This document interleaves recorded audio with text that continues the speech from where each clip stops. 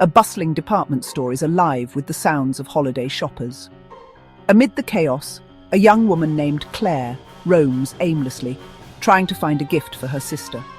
She's an ordinary customer, overwhelmed, tired, and slightly annoyed by the crowds. She stumbles upon the store's mirror section, an elegant and strangely quiet area filled with floor-length mirrors, ornate and minimalist alike.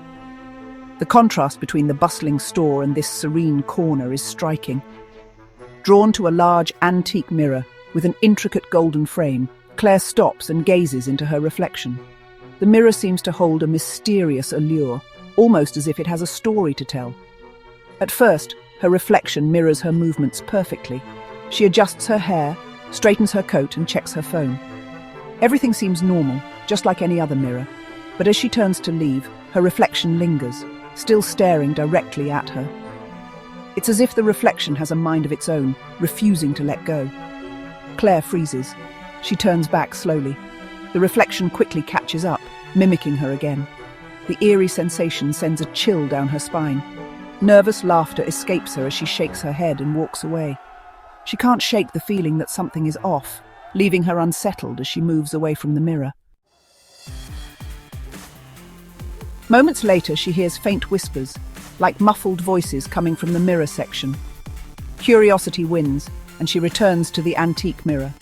This time, the reflection doesn't wait. It smiles before she does. Claire stares, paralyzed, as her reflection steps closer, closer than the glass should allow. A hand emerges from the mirror's surface and pulls her in. Claire finds herself inside a cold, dark void that echoes with distorted murmurs.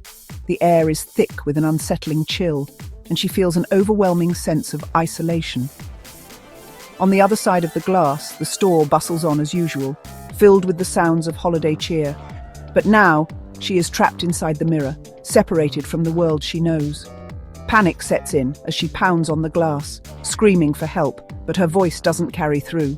Her fists hit the surface with increasing desperation. Then, she notices her body, her reflection on the other side. It's a surreal and terrifying sight. It moves independently, walking away, blending seamlessly into the crowd. The reflection seems to have a life of its own. Claire's screams turn into sobs as she realizes the horrifying truth: she's been replaced. Her reflection is living her life, while she remains trapped in this nightmarish void. Moments later, a shopper approaches the mirror to try on a scarf. Claire feels a strange pull, her body unwillingly straightening. She's forced to mimic the shopper's every move, her hands and face moving in perfect sync with theirs, like a puppet on strings. When the shopper leaves, Claire collapses inside the void, exhausted and crying. The whispers around her grow louder, and she turns to see faint figures in the distance, other trapped souls, bound to their respective mirrors. Their eyes gleam with despair. Hours pass, each tick of the clock echoing the relentless passage of time. Claire's torment continues as she mimics shopper after shopper, her movements mechanical and devoid of life, each one oblivious to the terror lurking just behind the glass, unaware of the sinister presence watching them. Finally, the store closes for the night, leaving the mirror section in eerie silence, shadows dancing in the dim light. Suddenly, the antique mirror begins to glow faintly, casting an otherworldly light in the dark room. Claire sees her own reflection again, except it's smiling cruelly, a twisted grin that sends chills down her spine. The reflection steps through the glass, into the real world, and whispers, "Thanks for the trade," its voice dripping with malice.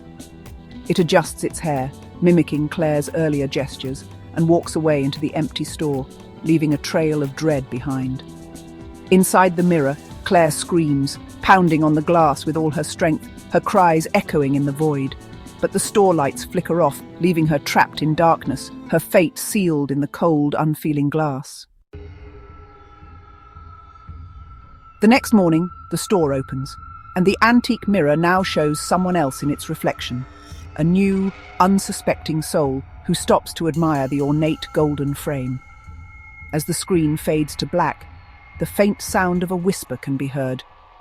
"Help me."